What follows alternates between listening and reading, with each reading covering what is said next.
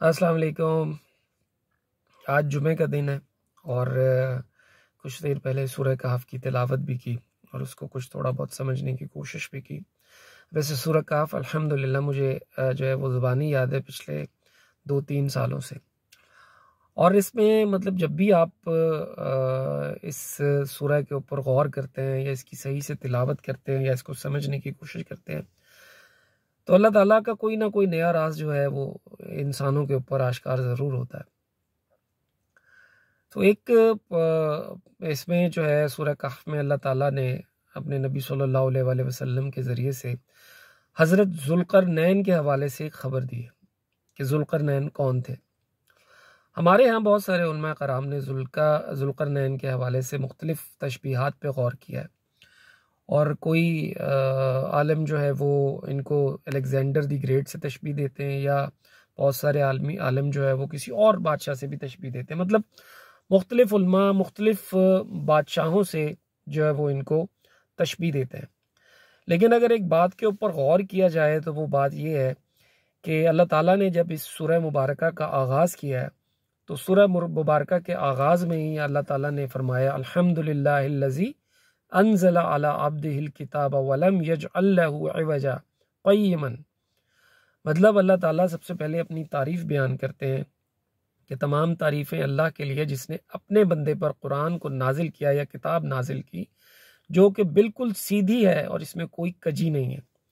मतलब सीधी और बग़ैर कजी के बात हो रही है इस सूरह के आगाज़ में। और ज़ाहिर है कि जब सूरह के आगाज़ में ये बात हो रही है तो इसका मतलब तो मेरा ख़्याल है यही समझ लेना चाहिए कि अल्लाह ताला इस सूरह मुबारका में सीधी बातें कर रहे हैं। और इसी मुबारका में अल्लाह ताला ने ज़िंदगी को तशबीह दी है पानी के साथ, पानी बारिश के पानी के साथ। अल्लाह ताला जो है वो फरमाते हैं वदरिब लहुम मसलल हयात दुनिया कमा इन अनज़लनाहु मिनस समाए। मतलब बारिश के पानी के साथ ज़िंदगी को तशबीह दी अल्लाह ताला ने। मतलब सूरह मुबारका में अल्लाह ताला ने जहाँ जिस चीज़ को तशबीह देने की ज़रूरत महसूस की अल्लाह ने वहाँ तशबीह दी है और जहाँ सीधी बात की है वहाँ सीधी बात की है। तो ज़ुल्क़रनैन के हवाले से जो उलमा कराम डिफरेंट बादशाहों के साथ उनको तशबीह देते हैं तो ये समझ नहीं आती कि वो किस बुनियाद पर किस बेस के ऊपर कहते हैं। तो जब अल्लाह ताला ने ज़ुल्क़रनैन को ज़ुल्क़रनैन कहा है, नबी सल्लल्लाहु अलैहि वसल्लम ने ज़ुल्क़रनैन को ज़ुल्क़रनैन कहा है, सहाबा कराम रिज़वानुल्लाहि अलैहिम अजमाइन ने ज़ुल्क़रनैन को ज़ुल्क़रनैन ही कहा है, तो हम क्यों इस चीज़ पे बज़िद हो गए हैं कि यार ज़ुल्क़रनैन कोई बादशाह था। अब आ जाएं ज़ुल्क़रनैन के दौर के हवाले से कि ज़ुल्क़रनैन का दौर क्या था।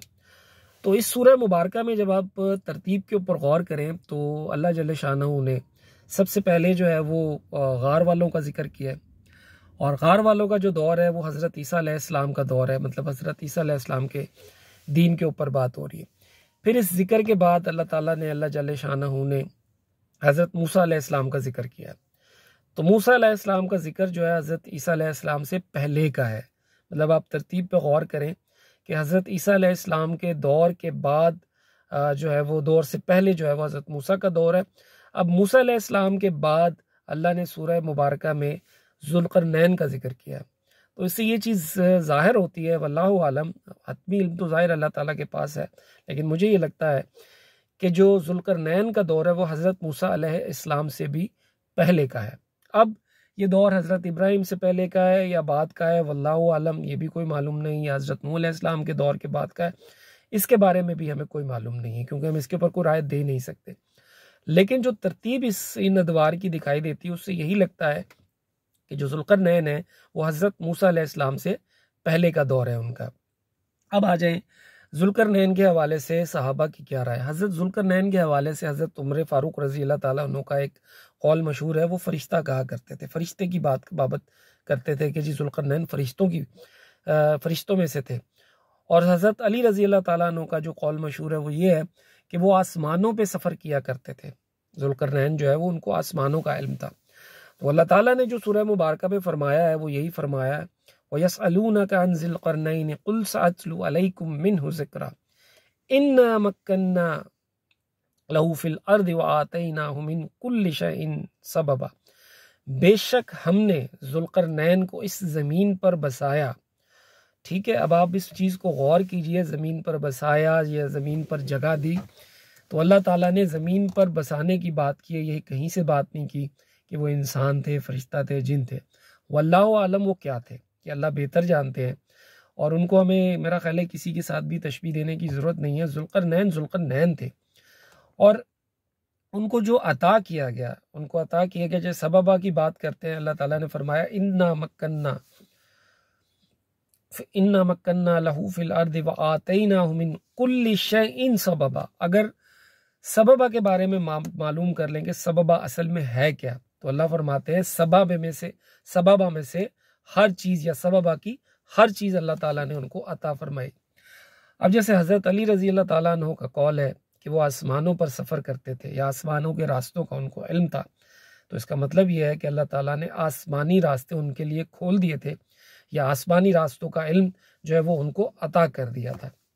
क्योंकि उलमा कराम जो कुरान मजीद में तर्जमा करते हैं, आप गौर कीजिएगा, वो इस आयत का तर्जमा तो ये करते हैं इन्ना आतैना मिन कुल्लि शैइन सबबा को, कि अल्लाह ताला ने उनको तमाम के तमाम असबाब या बादशाहत जो है वो अता फरमाई। लेकिन यही सबबा का मतलब जो है सबबा का मतलब अगली आयत में क्या लेते हैं कि फिर उन्होंने एक राह ली, फ़अत्बअ सबबा, फिर उन्होंने एक राह ली, उन्होंने एक रास्ता लिया।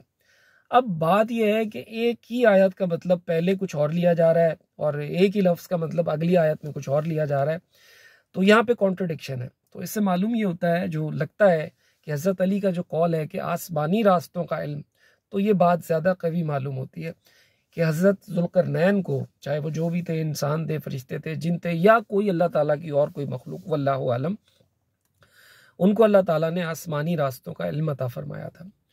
और वो आसमानी रास्तों पर चलकर जो है वो एक ऐसी जगह पे पहुंचे, अल्लाह ताला ने किसी ऐसे रास्ते पे उनको डाला या उन्होंने वो राह ली जहाँ पे सूरज ग़रूब होता था। अब ये भी अल्लाह बेहतर जानते हैं कि सूरज जो जैसे रोज़ रूटीन में ग़रूब होता है उसकी बात हो रही है, या सूरज एक दफ़ा जब ग़रूब हो जाएगा, जब बिल्कुल ग़रूब हो जाएगा, ख़त्म हो जाएगा, उस जगह की बात हो रही है। वल्लाहु आलम, ये भी अल्लाह बेहतर जानते हैं। फिर उन्होंने कोई और राह ली, किसी ऐसे रास्ते पे गए जहाँ से ये बात की जाती है कि उन्होंने ऐसी जगह पे जो है वो पहुँचे जहाँ पे जो है वो सूरज के तुलू होने की जगह है। अब ये भी अल्लाह बेहतर जानते हैं कि वो ज़मीन के जो आसमान, ज़मीन का आसमान है, उसकी बात हो रही है, या वो उस जगह की बात हो रही है जहाँ से सूरज जो है वो पहली बार तुलू हुआ है, और उसके रास्ते में जो कौम रहती है या बस्ती है या जो भी मामलात है, ये भी अल्लाह ताला बेहतर जानते हैं। तो हम अपनी राय, हम अपने मामलात, चीज़ें जो हैं वो सिर्फ़ और सिर्फ एक लिमिट तक, एक हद तक जो है वो बयान कर सकते हैं। और जैसे ही इंशाल्लाह आप इसको ख़ुद तिलावत करेंगे, अरबी सीखेंगे, अरबी सीखने की कोशिश करेंगे, अरबी की लुग़त को समझेंगे, तो मेरा ख़्याल है कि आप भी जो है वो अल्लाह ताला के कुछ असरार और रमूज़ को ज़रूर जान सकेंगे। तो ज़ुल्करनैन के हवाले से जो मुझे लगता है, जो मेरी राय है, वल्लाहु आलम, ये सही है या गलत है, लेकिन लगता यही है कि ज़ुल्करनैन अल्लाह ताला के जो है कोई ऐसी मखलूक थे जिनको अल्लाह ताला ने आसमान के रास्तों का इल्म अता फरमाया था, और वो आसमानी रास्तों पर चलकर जाया करते थे, और डिफरेंट आसमान के रास्तों पे पहुंचकर, मंजिलों पर पहुंच पर वहाँ पे जो है वो मुख्तलिफ जो है वो मनाजिल तय किया करते थे और काम किया करते थे। तो याजूज माजूज का भी किस्सा ऐसे ही है कि शायद ऐसे लगता है कि याजूज माजूज भी आसमान से उतरेंगे, आसमान के किसी मकाम से उतरेंगे। ऐसा नहीं है कि कोई दीवार ऐसी लगा दी गई है या कोई ऐसा बना दिया है, वल्लाहु आलम, कि वो दुनिया में है या दुनिया से बाहर है, ये अल्लाह ताला बेहतर जानते हैं। तो ज़ुल्करनैन के हवाले से मुझे लगता है कि ज़ुल्करनैन अल्लाह ताला की कोई दूसरी मखलूक में से फ़रिश्ता थे या जिन थे, जो भी थे, लेकिन अल्लाह ताला की पसंदीदा मखलूक थी। और अल्लाह ताला हम सब को जो है वो कुरान मजीद के ऊपर सही से जो है वो अमल करने की तौफ़ीक अता फ़रमाए, उसे समझने की और पढ़ने की, तिलावत करने की तौफ़ीक अता फ़रमाए। जज़ाकल्लाहुम खैर।